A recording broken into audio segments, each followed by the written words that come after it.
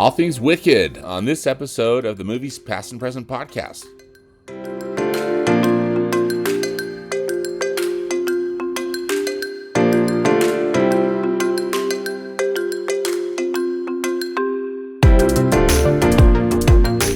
Hello and welcome to the Movies Past and Present podcast.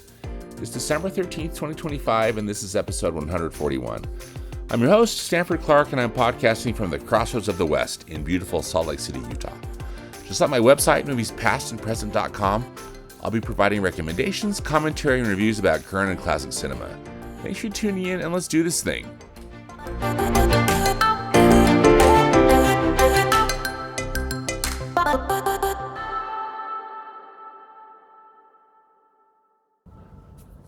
I'm joined on the podcast today by my good friends Rachel Wagner and Jen Edwards. Rachel is a film and theater critic and also a radio host. And Jen is a film and theater aficionado and also is a critic. And just these two friends are really knowledgeable about Broadway. And so I just thought, who would be better to talk about Wicked than with Jen and Rachel? We talk about both the Wicked Broadway production and then, of course, the two films that are based on it, Wicked and Wicked for Good. So here is my discussion with Rachel and with Jen. I am joined by my good friends Rachel Wagner and Jen Edwards. Hi, how are you both? Hi, good. Hey, thank you so much for joining me. I am so stoked. You know, I've been contemplating doing a Wicked episode, and I just thought, who better to talk about Wicked than two of my favorite Broadway fans, not to mention movie fans, Jen and Rachel. So you've been changed for good. You I ready? haven't changed for good. I haven't changed for good. Well, now that Wicked for Good is out, I thought it'd be interesting to talk about both films, but really, I think we should go back a little bit. I'm very interested to know what your experience is with the Broadway show. What Jen, when did you see Wicked for the first time on the stage? Well, interestingly enough, I saw the original cast in June of 2004, right before Idina won the Tony. Oh, wow. I was in New York, and not a lot of people knew what the show was at the time. Yeah. I had it was quite an ordeal for me to track down the CD of Wicked before I went to New York. But by the time I went, I knew all the music. And so I got to see Idina and Kristen and Norbert Leo Butz. But the most surprising thing to me about that production was how much Joel Grey was so captivating. You could not keep your eyes off him as the wizard. He was incredibly dynamic. Yeah. He's the MC. I mean, he's gonna be great. Yeah, he well, and going in, I had said out loud, the Wizard has my least favorite songs. Yeah. And then to say, oh my gosh, I couldn't keep my eyes off him, that those songs suddenly came alive in a whole different way. Yeah. And I, in preparation for this podcast, I went back and I read some emails I wrote to friends in 2004, right after I'd seen it. And fun. I said, this is the best production I've ever seen. And I felt like I became a personal ambassador for the show because so many people didn't know about it. Yeah, they still hadn't seen it. Yeah. Yeah, 2 weeks later, Idina would win the Tony, but I was telling everyone. I remember, like, for birthdays, I was giving people the CD. Like, I felt like, I'm like, you guys have to see this show. Then it became wildly popular and everyone had seen it. And I've seen it many, many times on stage since. Okay. Thanks, Jen. That's a cool story. Rachel, what about for you? When was the first time you saw Wicked on the stage? I've only seen it twice on the stage, believe it or not. The first time was in 2006. My aunt was living in New York at the time. So I actually did 2 trips to New York City that year. So I saw a total of 10 shows between those 2 trips, because when you have someplace to stay, I mean, that just makes everything absolutely so much more doable and affordable. And so Wicked was one of them, and I was very excited. And I had a very unusual pairing, I think, of for my Elphaba and Glinda. I had Anna Gasteyer and Kate Reindeers. Because Anna Gasteyer played Elphaba, right? Yeah. And so that's it. And they were amazing. So they were great. And it was just the spectacle of it. I really enjoyed it. It was everything that I, wanted it to be, hoped it to be. And then I don't know why even I never saw it again until this year, till it came to Eccles for the month. I just didn't see it on stage. I don't know why. But yeah, so I don't have as much experience with Wicked as a lot of my fellow theater junkie fans have. My friend Camille has literally seen it 30 times. Yeah. So Yeah, one of my friends who used to work in New York City, his coworker has seen it like over 100 times. I mean, but then also she lives in the city, but still, holy cow! Yeah. I mean, Still. that show has got such a following, right, and such a fan base. That's cool, Jen, that you kind of got to see it before the fan base really launched, right? The way what we know. And I can see seeing it that many times only to see the different iterations with different combinations of the Elphabas, Fieros, and Glindas.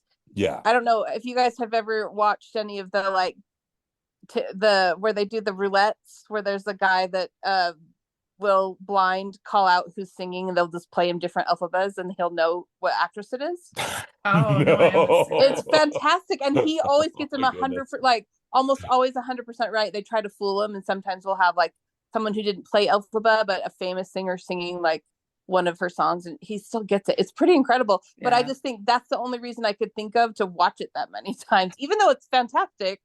Mhm. That would be overkill. Yeah, I mean, I think that you start to notice, you probably do by necessity become somewhat nitpicky when you've seen Yeah. it that many times, because you've seen it that many times. Like you're gonna be Yeah.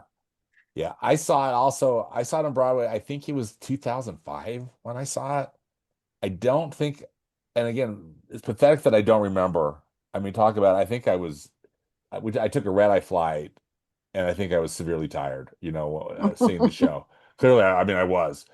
But Joel Grey was the wizard, and I distinctly still there. remember that. And wow, I mean, fun. talk about a legend. I had seen him earlier in the 90s in Chicago. Wow. Oh, wow. He played Yeah. Mr. Whatever the character's name, Cellophane. Mr. Cellophane, Yeah. does the Mr. Cellophane number. And Wow.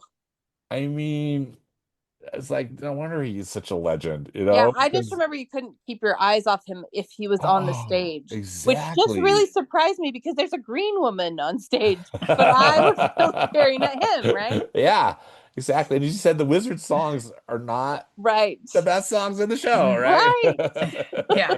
I mean, I think I would say Dr. Dilbin songs are the song is the worst. And then And then Yeah. then the Wizard.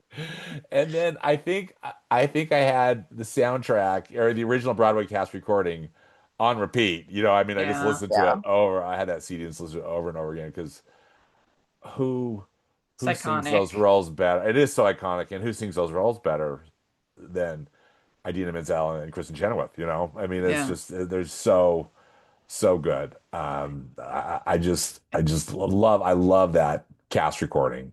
Oh yeah, it's really good. It's kind of interesting that it didn't win the Tony for Best Musical. I know, A lot isn't of that people, interesting? A lot of people forget Was- that Well, Avenue Q It was won. Avenue Q, right? Yeah, the raunchy puppet show. Yeah. so there's a new actors on actors recording that I think the Hollywood Reporter does. Anyway, with Hugh Jackman and Cynthia Erivo. Yes. And Uh-huh. Hugh Jackman, ironically, the night before I saw Wicked in 2004, I saw Hugh Jackman in The Boy from Oz. Okay. And Hugh Jackman won the Tony, and Idina won the Tony as well. But he said that night at the Tonys, he said, "What you don't know, Mark Platt was the producer, Ben Platt's dad, was Yeah. the producer of Wicked. So he was the person on the card for the best picture, for the best musical, I mean. And that when they announced the best musical, Wicked flashed on the screen behind them. But they didn't say it, but for a full minute, it was up there before they switched it to Avenue Q. And he said for that half a second, everyone thought Wicked had won, and everyone expected Wicked to have won, obviously, because they had that ready to go up. But Mark Platt was also the producer of La La Land, where the same thing happened, only with the wrong call out. That's right. And Hugh Jackman was just making this point about how sad for Mark Platt. Mark Platt, who's like ready to go. He goes, you probably didn't know this unless you're in the theater, but they fully flashed the Wicked up when they called Best Musical, but then called out Avenue Q. I thought that was interesting. That is so interesting, Jen. So and then I've seen it twice at the Eccles. Yeah, me too. And I have decided though, anytime there's an opportunity to see the show, I will go because I really love it. And maybe sometimes I'll be in the future, who knows, I'll be disappointed. But I thought with the touring cast that the cast have been good. What did you both think? Or do you have a favorite combo of the three leads, you know, or in addition to seeing Idina and Kristen? Yeah, I mean, Idina and Kristen, of course, I didn't see them, but they're so iconic for those roles. I mean, I thought the touring cast was good. I liked it, but not especially memorable. I think maybe the most memorable part was that the Elphaba was small, so that was sort of interesting to have her be little. Yeah. But yeah, I mean, it was good. I enjoyed it, but yeah.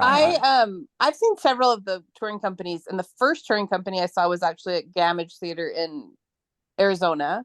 And I remember thinking, I was so struck by how funny the Glinda was in a completely different way than Kristen Chenoweth, and realizing kind of the breadth and that could be there in the humor, and Yeah.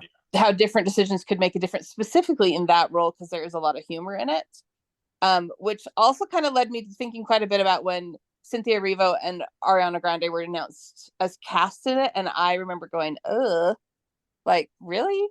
I was familiar with Cynthia a little bit, but not fully. I mean, I knew her Color Purple stuff was just amazing, but everyone had their idea of what they would look like and sound like, and I just was not sold on it when they announced it, but then came to be corrected. Well, yeah, I mean, I didn't know anything about Ariana Grande as far as, like, I just don't follow pop music, so I really didn't know anything about her vocals. And there's been so many pop stars who've tried to be movie stars in musicals, and it's usually terrible.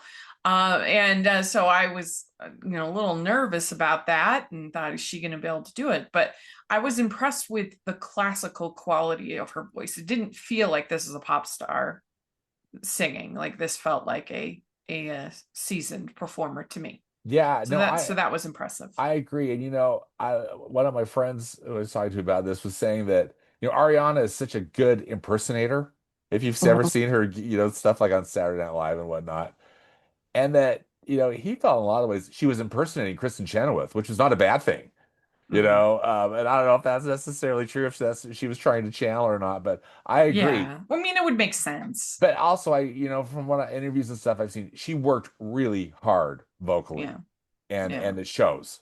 I thought it shows. I thought that the casting turned out well for the films. One thing I wanted to say real quick about Mark Platt is Yeah. that he was actually involved from the very beginning. I guess that he had actually optioned the book for Universal, and originally the plan was for it to be made into a movie first. There was no musical, and they were just going to make it into a movie. And I guess Steven Schwartz and the team went and pitched him like, this is a great idea for a Broadway musical. And so it was actually him who then approved it, took the big risk, because this was a very expensive musical at the time. And so it was a big risk and a big swing for them, especially when you think of like how not great a lot of Wizard of Oz related properties had done during that time and around that time.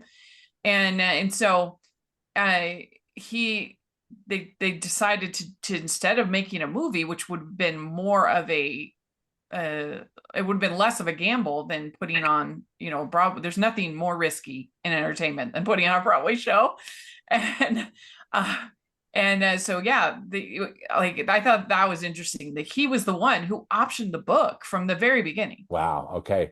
So he's kind of like the champion of this project, right? Yeah. From the get-go. And I mean, how many years was this film in development too, right? I mean, because I think Yeah. instantly it was like they've got to make a movie of this, right? It seemed to me that was the chatter, and it took almost 20 years, basically, Yeah. right? And I was a little worried about that because I thought it has the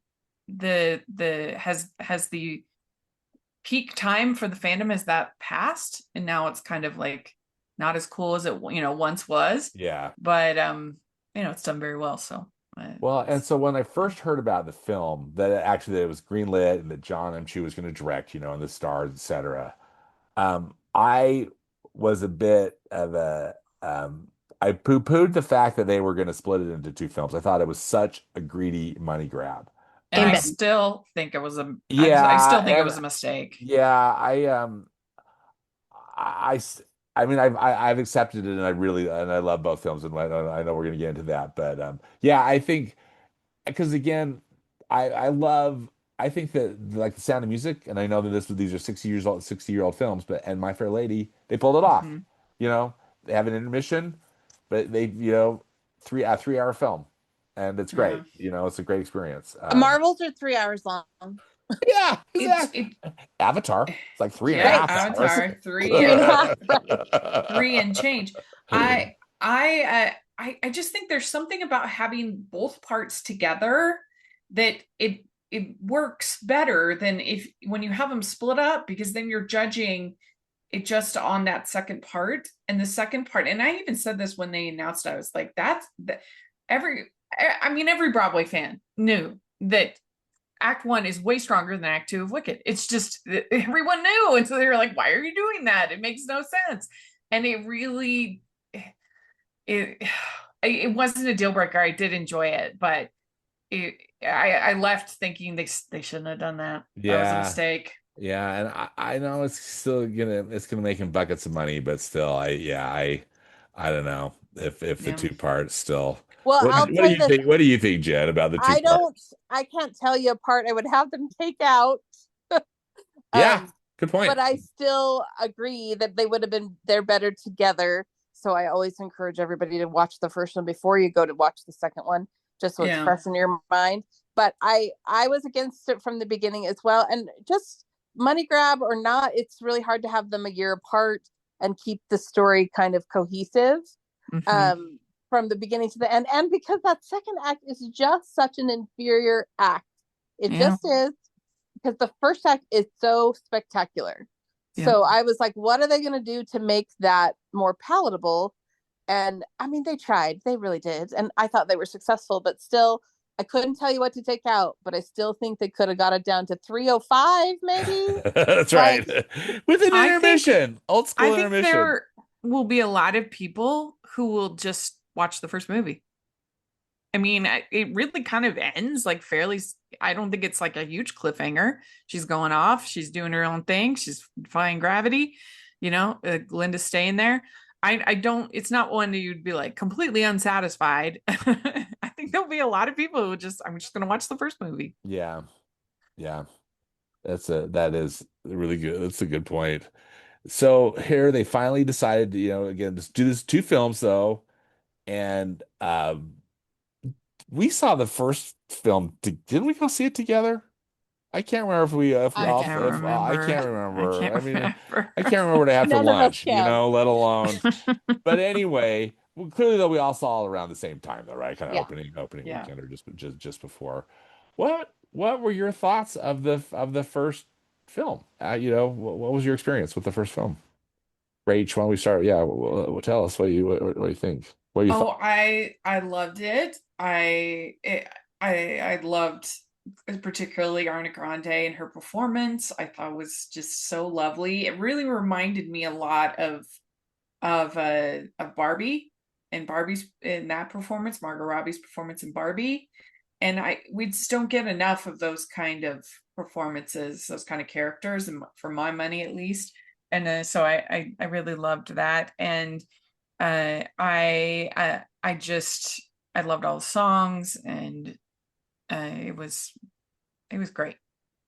What about you, Jen? What was your take on after you saw Oh, I was the first always film? going to love it. I was always going to love it.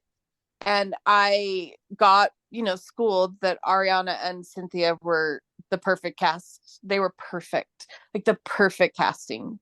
But I didn't think it was perfect because it really bothered me that I really had a harder time with Jeff Goldblum in the first movie than the second, to be honest, because of that Joel Grey experience. Probably, I really wanted Yeah, Singer as the wizard, although yeah. Jeff Goldblum is inherently watchable.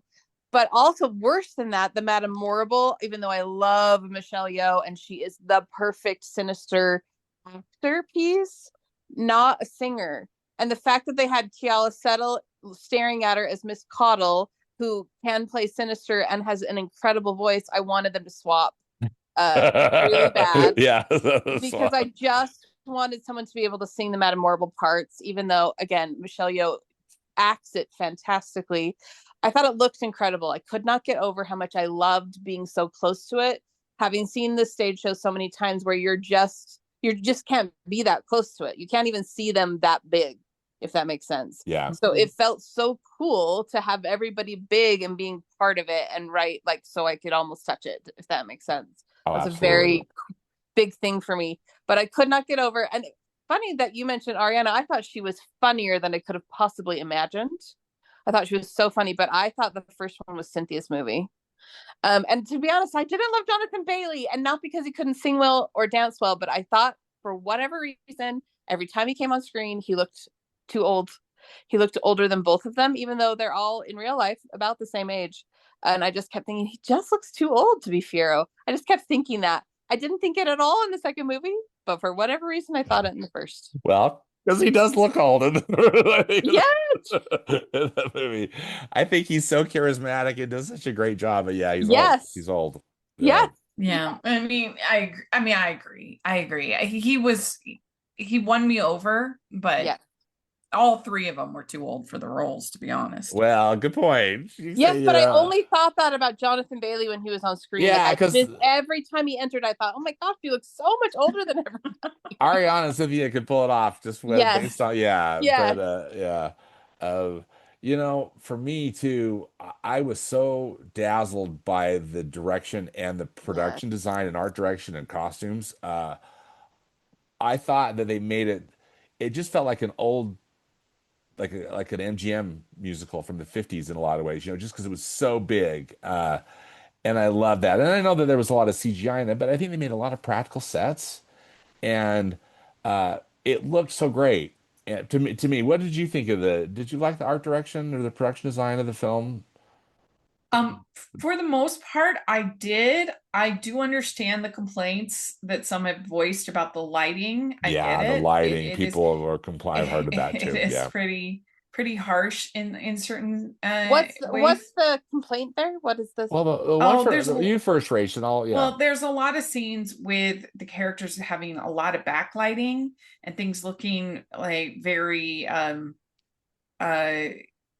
whited out flesh. I don't know the technical terms. I don't know lighting, but just it looking kind of washed out. Mm, And whereas you look at the sets and they are bright and colorful, and you don't vibrant. necessarily get that with the way that they're filmed.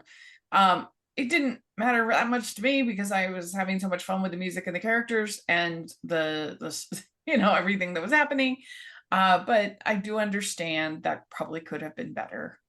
I thought it was an interesting artistic choice. It didn't bug me. I was talking to a friend, particularly the dancing through life scene, the way that they had the quote unquote sunlight pouring in through the windows into the library. Yeah. Um, that one of my friends was complaining about that. He thought that Yeah. that kind of wrecked the scene. Again, it didn't bug me, but I noticed it. But I Yeah. thought it was interesting. I mean, Also in The Wizard and I, that's the other big scene that people have complained about it. But yeah. See, for me, I uh, guess I was so that's because that's I think if not my favorite song in the show, like the top three. You know, Which one? the Wizard and mhm, I. Oh yeah. uh-huh. And yeah, I love that scene in the movie too. But that's just me, Well, you I know. didn't pick up on the lighting thing, but I did notice this is that sometimes the green was a different color on Elphaba, and that variable could have just been from the lighting. And I felt like the shade, her shade of green was changing, and I'm like, that's very weird. And that could have just been me responding to the lighting. Yeah. And as far as the rest of the art direction, it looked incredible. It felt incredible, but I thought a little bit some of the animal stuff was a little inconsistent. There was a part where the animals were playing the instruments at the Ozdesk, and they seemed like Muppets to me. And I was like, that's a little weird. Yeah. But Yeah. other than that, like the Dulcibert, I thought she was incredible. Like I loved some of the CGI. So overall, amazing. But there are just a couple things where I was like, huh, that's weird. I was really also again just wowed by John Chu's direction. I Yeah. loved how he moved his camera. I loved, the editing that he and his, the team did. Again, Yep. speaking of, I'm thinking of like the dancing through life scene. How in the world did they move the camera in and out of that crazy circular bookcase? Um, I don't know. I just everything about it. I thought that was a for both films. I was really dazzled There's a by John whole Chu's behind the work. scenes. Oh, sorry. There's a whole behind the scenes piece on how they Yes, I got watched it. insured to use that thing because they had to do a lot of stuff to be able to use it, and that made me laugh. But it was worth it, in my opinion. I thought it was worth it too because I thought it was Yeah. again it was just it was really cool and I think I appreciated that. I thought they just spent a lot of time making it very cinematic because again we're also Yeah. familiar with the world is so familiar with the stage show that I felt that that enhanced the film going experience for me. What did you think about that? Comparing it as a film versus the experience you had watching it on stage. Both of you, either, Well, yeah, I kind of Yeah. already said my feeling about it, which is like I just really appreciated that it felt like a movie, that it was bigger and I was closer to it than the stage. I really loved all the things they did to make it feel bigger and to feel like it was actually a movie. There was one point, maybe in Dancing for Life, where I literally felt like I was sitting in the middle of a stage and everyone was dancing around me, like because we are that in the action of it. Whereas when you see it on stage, it's far away in front of you, even though it's incredible. Well, and I had so much fun going to the sing along How did you go to a for the sing along? first I never one. went to a sing along. Yeah, it was Yeah. really fun. And I went with my friend Camille, who I said has seen the show 30 times, and we had a blast. And we've gone to a number of sing-alongs together. We went to the Greatest Showman sing-along, so I Oh, guess it's our fun. thing. We do. But I was so bummed with the K-pop Demon Hunters sing-along that nobody was singing, and I'm like, what's wrong with you people? But for the Wicked one, people were singing, so yeah, it was just a special experience. And I actually saw the first part again this year when the trailer debuted for Good. They had the original movie, and then at the end they showed the trailer. So I did that and I enjoyed it all over again. So yeah, it was very fun. What do you have a favorite? Do both of you have a favorite song or no, number or sequence from the first film? It's kind of hard to pick, I think, because almost It is. there's not a bad one, really for the most part, except for maybe the Professor Dillamon stuff as you're talking about Rage. um, so I would say Defying Gravity, but I didn't 100% love the way that was staged, in the way that it kept dividing it up and sort of losing momentum. Yeah, they really I drag mean, that out. yeah, they did. But it was still obviously a great song. She sings it super well. Um, but uh, but what is the actual what is this what is this feeling? What is this feeling? I think that was the big surprise for me, because I just absolutely loved the way that song was staged, Yeah, the same. choreography, the way it built, the momentum, the chemistry between the two of them. It was really fun. That might have been my favorite song of the movie. Yeah, that scene was so great, wasn't it? And again, so Yeah. the choreography and uh everything about that was great. Yeah. What about you, Jen? Do you have a favorite scene or sequence or I song mean, from they're the first really film? all good. I would say that I was sad about A Sentimental Man just because Jeff Goldblum isn't Oh really a yeah. singer, and they cut it short because of that. But I really like. I mean, I love.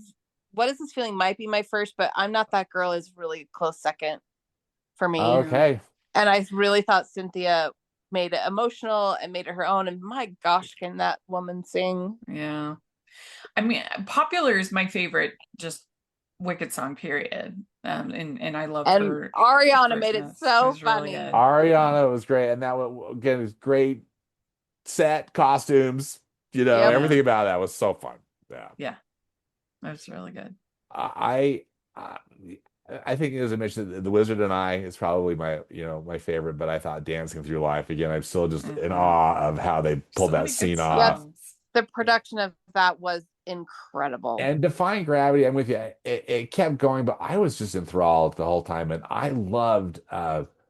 There was one, and honestly, it's only on the screen for maybe 3 seconds, but there's a shot, and they pull back where there's there's the tower where they're in, and then Elphaba is flying in the sky, and her cape, of course, has grown Yep. by 20 feet, and I just wanted to get a screenshot of that. I just think that is the most, that is the cool. There's the sunset. I really, really dazzled by the whole thing. And then I also love the 30 seconds, whatever they added to it, as she just flies off into the forest. Yeah. Like Can Superman. we talk about one more thing about this first movie? Of course. Is the quote unquote surprise song for Kristen and Adina. Oh, yeah, that was so fun. That was a very well done cameo. That was very, very good. Yes, I really enjoyed it, although the song was weird. But I wouldn't have cared what they were doing. I know that they like were it wouldn't have mattered.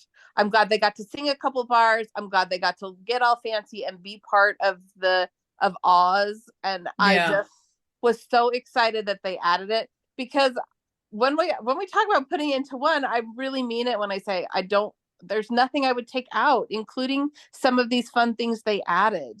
Like, I wouldn't want that taken out to make them to make it one movie. Does that make sense? Yes. Now, did you know that Kristen and Idina were going to be in it? For me, it was a surprise, but I often just try to stay away from stuff until I see the film. No, I didn't, and they tried not to. I mean, it was a secret, but once the movie had been out, even like a minute, it was everywhere. Yeah. And so it was still like we're not talking about it, but everyone knows at that point. Yeah. Did you know about it, Rach? No, I mean, I kind of assumed that they would be in it. But and a lot of times those kinds of cameos can be real groan inducing, but this, it really was quite seamless. It worked very well. Yeah. So, the way that they marketed the first film, they just called it Wicked, of course. And I talked to multiple people that had no idea that it was a two-parter. And I just, not that I was like the voice of warning, but I was like, well, be prepared. Yeah. I did that too. Yeah. And I know that in the theater, because I saw it a few times, like there were some gasps when at the very end, when Wicked shows up, and then part one, people are like, what? Like, yeah. It's the I should say the to be continued, when the part one, I guess the part one shows up in the opening credits. It's that to be continued. Like, yeah. Do your homework, people. Yes, I did talk to a lot of people who were shocked. But they didn't market it that way on purpose, because they didn't want anybody to not see it. But I do want to say, and I was so tickled that they used the same font from Wizard I of Oz know. I love for that the to be too. continued in the opening sequence, and they had to recreate it because the font doesn't exist, which I loved too. I thought that was such a cool idea too. And I love Yeah. that they used the old Universal Yep. or a vintage style of the Yep. Universal Pictures logo and um, really just so charming. Okay, well now we're here we are a year out and Wicked for Good comes. Number one, what do you think of the title of calling this one Wicked for Good? Should it have been called Part Two or something else? What are your take on the title? Your I take do on the miss good old fashioned part ones, part twos, and that it just seems like we get that less and less these days when with sequels. I kind of I don't know I feel sort of nostalgic about that. But I mean, it was fine. It worked fine. That's the best song in this Well, because it's second the best part. There's song, no and yeah, question. there's no question. So that made sense to me too. Like, well, Yeah. that's not a bad title And by it any is means. the most redeeming aspect of the movie is their friendship story, is the narrative that is the for good Yeah. narrative that you've been in my life for good, and that's the best part. Their chemistry, that's what keeps you kind of going through some of the things that don't work. Jen, what do you think of the title I of this? well, I really liked it because no, it is the best song and all those things, but also because this movie is essentially the story of how Glinda becomes the good. Yeah. So that word is That's also true. That's a good point. attached to really what the storytelling is, which I appreciated. To even so, because that's an easy designation too. Because the first movie is about how Elphaba becomes wicked, and this second movie is about how Glinda becomes the good, and how interestingly they aren't really the classic definitions of either of those words, which I appreciated. Yeah, I think that's one of the things which, we didn't really address, but just uh when I saw the Broadway play for the first time, I just thought I was delighted with how clever it was. Mm-hmm. That just what a clever way to kind of turn the Wizard of Oz on its ear, so this was one of it was just I thought it was such a creative idea, you know, and I kind of laughed at some people say, oh well, you know, like they're taking Wicked like it was always intended, like the story was always intended to be that way, It's like I don't even try to Like explain it. Frank L. Baum wrote it. Yeah. Like, Yeah. I don't even try to explain Well, I it. think that's why I also kind of wondered whether it would be if it would feel outdated because now so many, particularly Disney, has done that whole villain redemption arc to death. And Wicked was one of the most popular instances of that. It's just like hear the other side of the story, and it's just like a lot of people, including myself, have gotten so tired of that. But it still worked. The OG can still I'm Yeah. like, was Wicked? so I want to know, is Wicked the start of that? I I feel like it, I mean it certainly was made it popular. Made it super That's for sure. popular and yeah, I exactly. Yeah. Speaking of popular, yeah, I Like we wouldn't have gotten a Maleficent or a Cruella or a, well, and didn't make me not like it.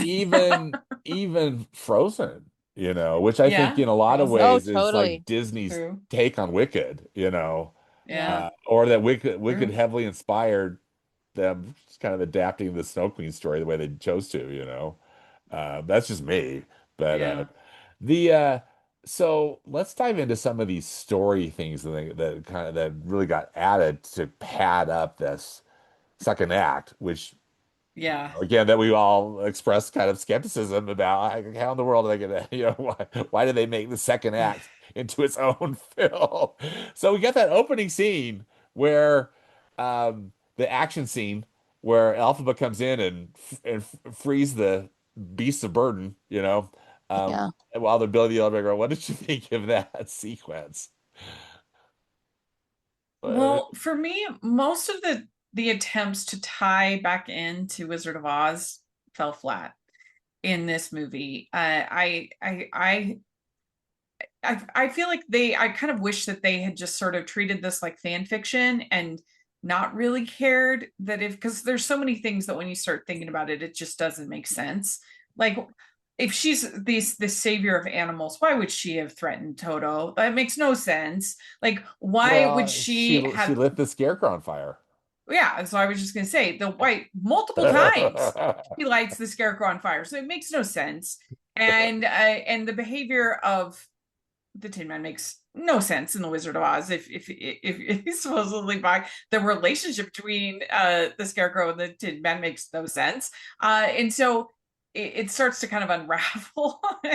And also the fact that it's hard to root for Alphabet as a character when she's literally yelling at a little girl At who's Dorothy. crying and telling her to shut up. And I mean, that's just does not make her easy to root for. And I thought in the stage version, the stuff with Dorothy was, I thought, played for humor, almost for humor. Yeah. Whereas the stuff that they added in this film, like in a way, I think like when Bach gets turned into, the Tin Man, it's like The Shining. Yeah. It's Yeah, like it kind of is. like it's like this horror transformation, and It then is. I honestly kept waiting for as he's Hey, using his Johnny. hand, yeah, like here's Bach, as he whatever, as he's Yeah. using his hatchet on the door. I But also but I thought kind of but I liked it. I thought it made it more cinematic too. But that was again just me. What did you I think? also thought everything with the lion was really not good. I mean, it making him It have was this weak. It was weak grudge, for sure. It yeah, was weak. It against didn't even Alpha. make sense. And what a waste of No. Coleman Well, I Domingo. was just gonna say they're like, oh, Coleman Domingo's voicing the line, and he's got like, two Seven lines. lines, right? Yeah. It's so dumb. I was just gonna say to your point, Sanford, that I too, when I first saw the stage show, thought like all of the connection back to Wizard of Oz was so clever. But what all of the things I thought were clever ended up making the plot of the second clunky and like Yeah, I a agree. little forced because Yeah, they were yeah. trying to make it bigger. And Bach is the best example of that to your point, Rachel, because here's the deal. He killed it. Ethan Slater killed that. I mean, he He did was so awesome in my good. opinion. I agree. And Hmm. he was understandably angry. I mean, Yeah. he was trapping him, and the way the Tin Man looked was incredibly horrifying, but it was so incredible to see.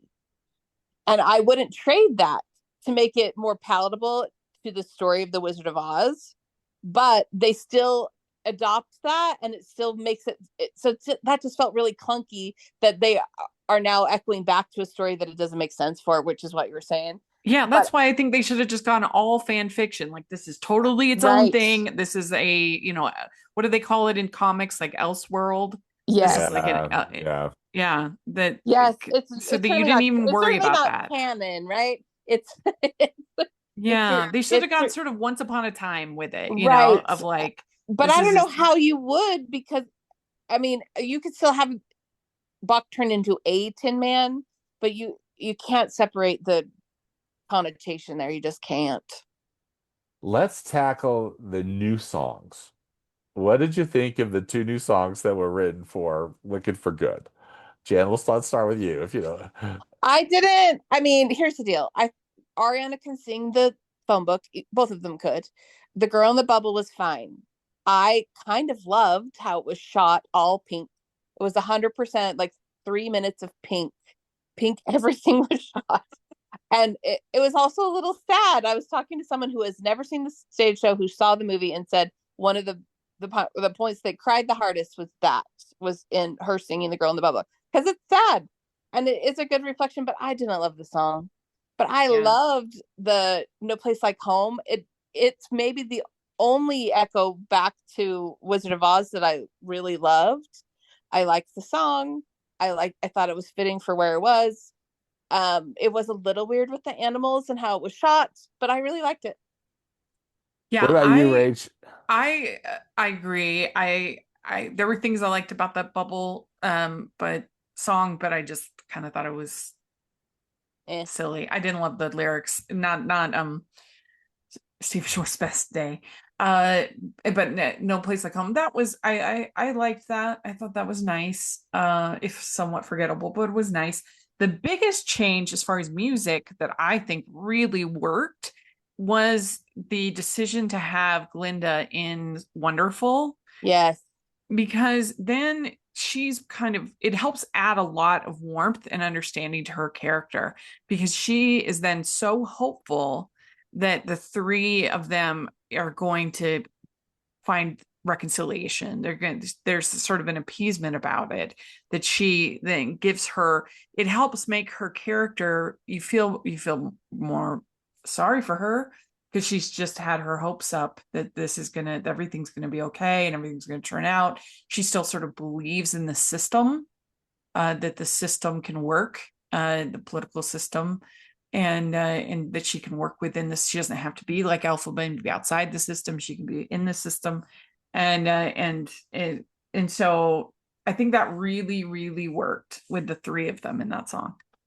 I thank you. I'm so glad you brought that up because I completely agree. And I thought too that it really helped with Glinda's character arc. Because Jen, I love how you put it about how the second film was really Glinda's story, right? I mean, Yeah. ultimately, right? And the that the because I quite liked the Bubble song because I thought it was important for Glinda's character arc in that Makes sense. I thought that the bursting of the bubble was a very interesting metaphor of her coming to the realization about kind of that her existence here in Oz is not authentic. It's not real. And as she's seeing the truth, she's understanding the truth and what's really going on.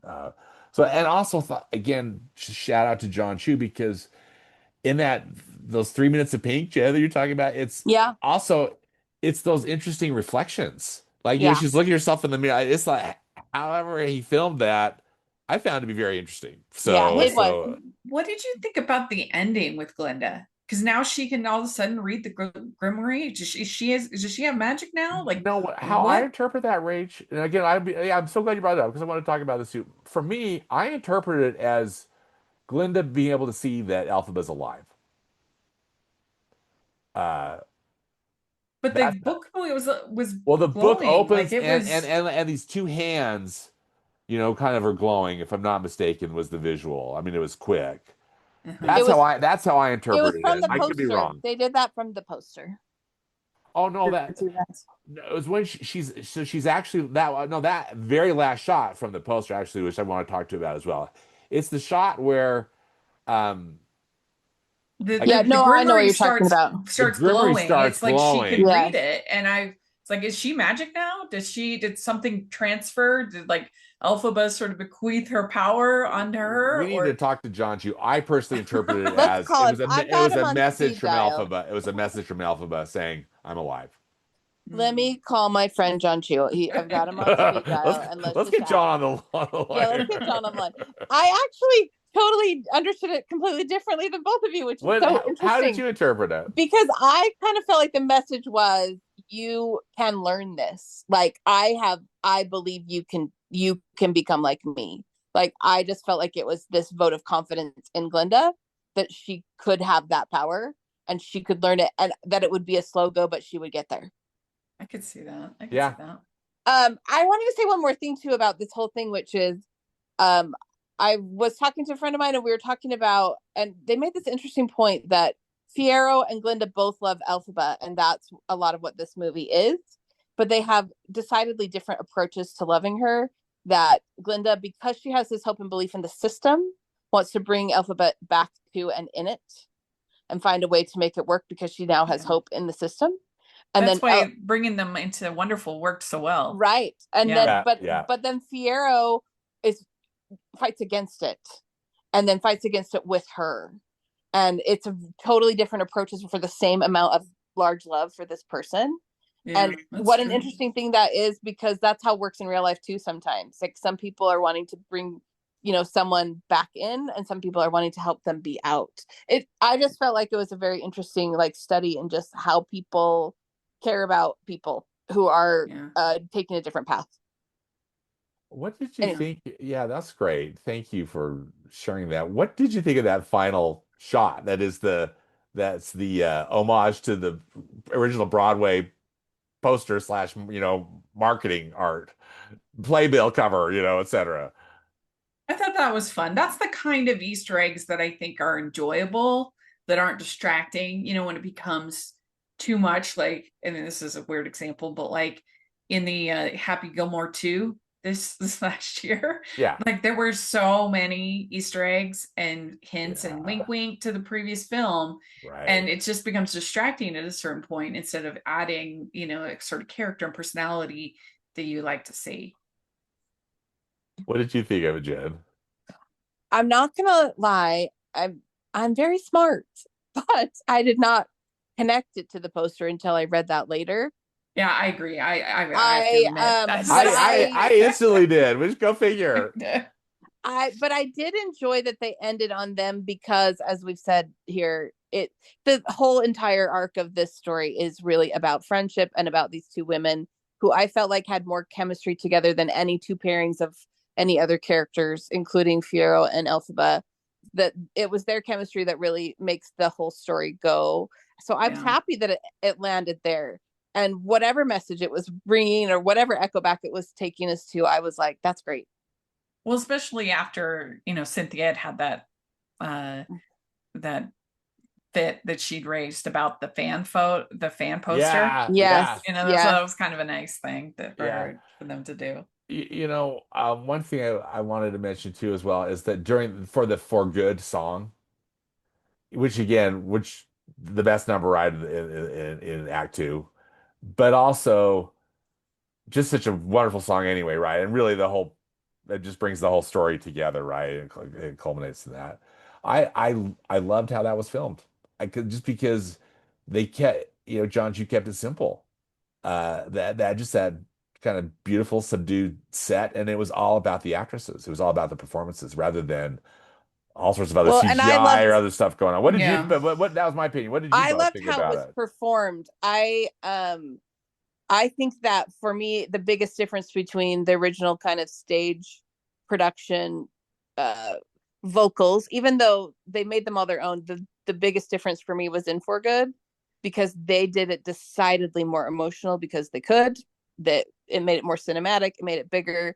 I just loved how it was performed, and you're right.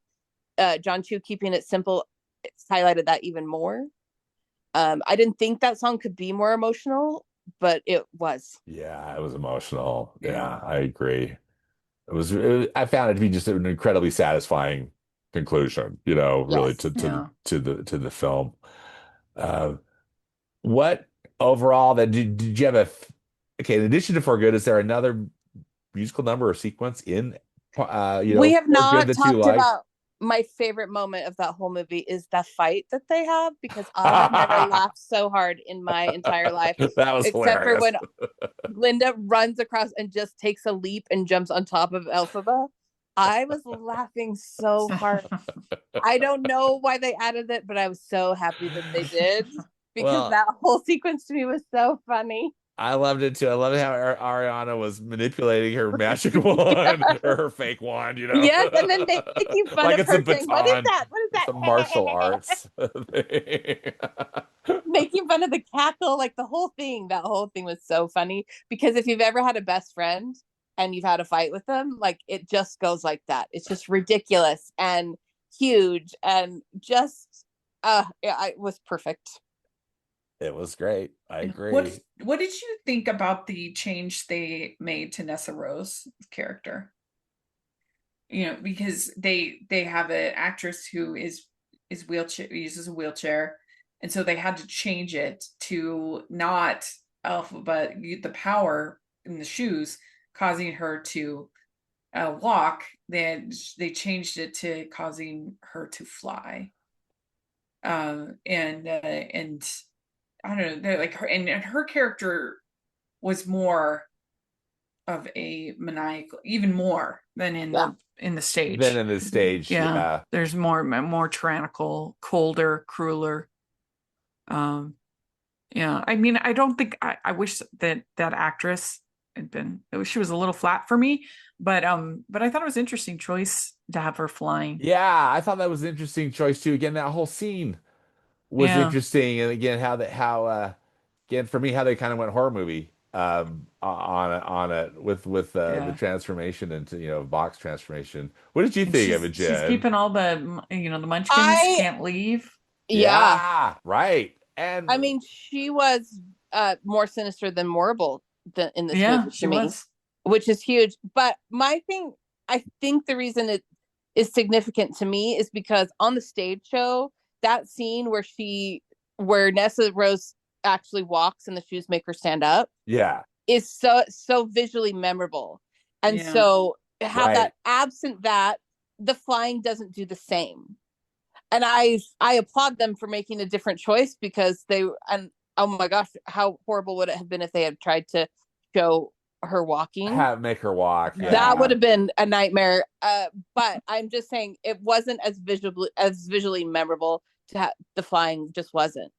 Yeah, I could see that. And it seems to me that too, we will learn a little bit more based on the first film about the dad, right? Just what a jerk Yeah. he was, because you get that idea, in the stage show, right? But I don't know, I think they fleshed that out a little bit more, and that Nessa Rose clearly is following in her father's footsteps.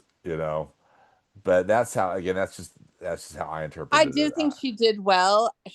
And I'm glad they went um with her, and I'm glad they had someone actually in a wheelchair doing that. I think that's Yeah. fantastic. Um, but I mean, the thing is, I did like it, and it made a cool visual to see her flying, but it just wasn't the same impact I thought the visual as was the cool stage. too. Yeah, Yeah, yeah, different impact, right? Really kind yeah, of a Yeah. just different. yeah. That's all. I'm just saying it's so you can. I mean, can you not right now imagine that scene on the stage of when those shoes make her stand up and walk? I totally can. Oh Anyway, yeah, absolutely. Uh, What about we haven't talked about Jonathan Bailey's transformation into the Scarecrow. What did you think about his makeup or oh whatever they my did gosh. You guys, did I to him? Googled whether or not someone else was in the makeup than him. See, that's And what I I didn't realize it was because he was wearing the blue what are they called? Lenses for the whole movie, but then they couldn't put him in for the scarecrow costuming. Because he didn't look like I did not recognize him at oh all. Yeah, it yeah. didn't look like him. Because Yeah. I literally thought maybe someone else did it because he didn't want to do Stand the in. makeup. Or it was CGI is what I was Yes, wondering. Yeah. but he did it, and I thought it looked fine. I mean, that looked really painful to have that kind of skin. Yeah. It did. And have your girlfriend try to set you on fire several times. I know, right? Like, what are you doing? Well, and speaking of the for good scene too, I had read, you see all these little clips, and who knows what's true or not, but that John Chu was trying to defend some of his choices, like some studio people wanted him to cut the part right after they sing the song where they're Alphabet puts Glinda behind that door, and then they're both you just Yeah, see them on either side of the door. Well, how could you but there cut really that? wasn't a door there. That's so interesting to me. No, that but they wanted to cut just that portion. I was Why? like, well, I Just don't the know if that's song. true. Again, it's just because you see all these little things on Instagram, or whatever. It's like, really, is that true? But I thought that would have been a lousy cut because I love that. I mean, that part was heart-wrenching. It You was. know Oh my gosh. that yeah, that's how they have to they part ways. Are there any things that you would have changed in, I guess, in either film? If Just you if my you if you were if you casting were John M. preferences. Chu. Just my casting preferences, and nothing against who did get cast some singers in those two roles. Yeah, that's totally fair. I would have cut, I would have done as little of the Wizard of Oz homage as possible. I just almost all of that didn't work for me. So that's one thing I would have changed. I would have just had it be shadows, kind of like in the musical, just little hints here and there. What else? I would have. I mean, the most of the animal stuff, including the great big scene at the beginning, felt, I mean, so non-essential to any of it, other than it gave Elphaba a purpose for kind of having a different road than the wizard and being against the wizard. But all of those instances, I don't need to see again. Yeah, Like, Yeah. I agree. it just felt like filler between songs, if that makes sense. Yeah. But it still looked incredible. Like, it's still all those things, but it just, if again, cutting it down, I still don't know that I would cut it out. But Yeah. Yeah. So speaking of like stupid things on Instagram, then I see all these stories like Wicked sequel in discussion, in discussions or whatever, and in talks. I think really, I mean, what do you think is I'm going to happen to the quote unquote Wicked franchise from here on I could out? see them doing a Glinda movie, a Glinda spinoff movie. I could totally see it, but I think certainly the movie is done well, but I think it's going to be a bit under the first Yeah, film. I think For Good's not going to earn as much as the first one. So that might give them pause Yeah. of, doing an original story, because I mean, the book is nothing like the musical. Like, Have you read really, the? they Have took. you? I wanted to ask if either of you read the book. I have not. So I just read it to get ready for Fan X, because I ended up being on a panel where we had to have read the book.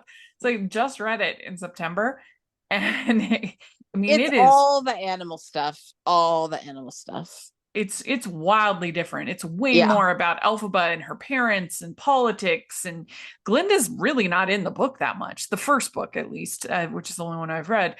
She's only in like a couple scenes at Shiz, and so I mean, they really just took that core idea of a backstory of the witch, and that's about all that they took with the and the names for the musical. But there's also multiple books. I don't know if there's little like things in those books that then you could take and apply to the new canon of the story and make for a new story. I don't know. But yeah, let's see what the current box office 447 million worldwide For Good. for Good. So that might give them some pause, because it would be very expensive and a little bit of risk. But I would not be surprised if we heard it announced and it did happen. I think it would be so sad, and talk about a money grab. If Act 2 was not a money grab, a sequel would be, and I would say I would right off the bat be sad, because what makes these two movies go is the chemistry between Elphaba and Glinda, and having a Glinda movie seems so like it would just feel sad to me.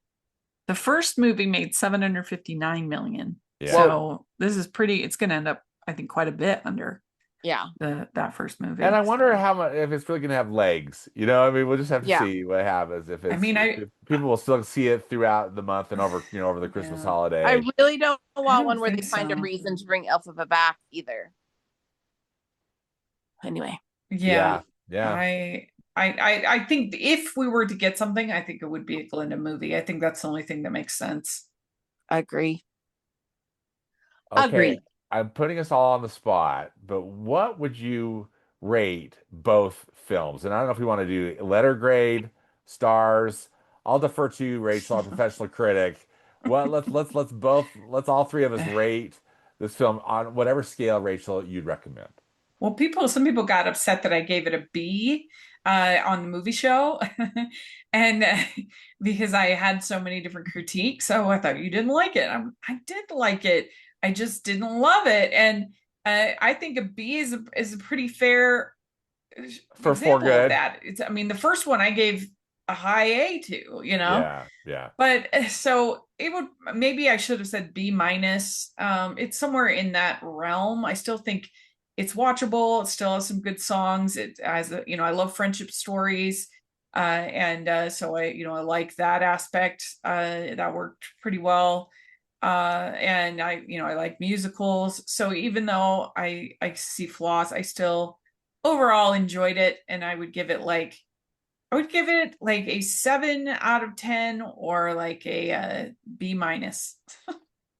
Okay. What about Jen? Jen, how would you rate both films? I just based on me, because I'm not a world-renowned critic like our friend Rachel. I know, like Rachel. And I'm gonna take a totally different scale, and I'm gonna go out of 10. 1 out of 10. Ready? I'm gonna say I would give the first one a 9.5, and I would give the second one a solid 8. Okay, Fair. nice. And What about you? I'm Pick a different scale altogether. So well, we have I'm two gonna different go. I'm scales. gonna go with letter grade because actually I give them both an A. Oh, good. Maybe the second one an A minus. Okay. Just because again, I think Act Two is just not as good as Act One, but I was really wowed by both of the films. And again, I went in being Mr. Skeptical, thinking and mad about the money grab, the two-part money grab, but I had a great time at the cinema over both of them, and was really wowed, and I love musicals too, and I was just it was just great to see one that a lot of love and care went into to make. I really liked it a lot, liked both of them a lot. Well, this has been so much fun. Thank you both for joining me. I appreciate your expertise. It's so much more interesting than listening to me blather on, that's for sure. So thank you. Jen, where can people find you online?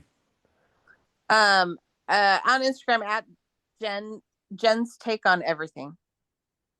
Excellent. Thanks, Jen. Rachel, how about you? Where can people find you online? So you can find me at Rachel's Reviews all over the place, including at rachelsreviewstheater.com, and also at the Onstage Blog Theater podcast. That's something I do with my friend Jax about twice a month, and we did a whole episode on both of the Wicked films, so that was really fun. And so if you want to hear my theater thoughts, there's that. And I have been guesting this year at the KSL Movie Show every Friday, and that's been amazing. So Friday mornings, you can find me on there for the time being at least. And so check that out. And you can listen to the back episodes if you miss it, if you just look up KSL Movie Show. And of course, all things Hallmarkies podcast. If you want rom-com, holiday coverage, that's all there too. So lots of fun stuff. All right. Well, thank you both. And hopefully we'll see you soon and see you at the movies. Yay! Thank you. Bye.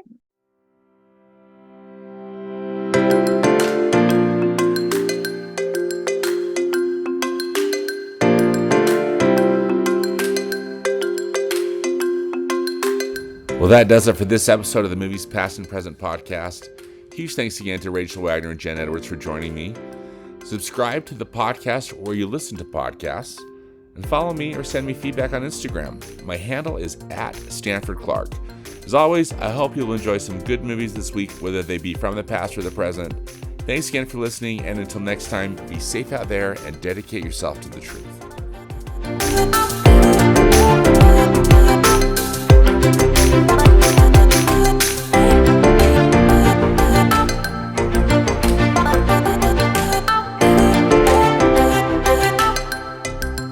Bye.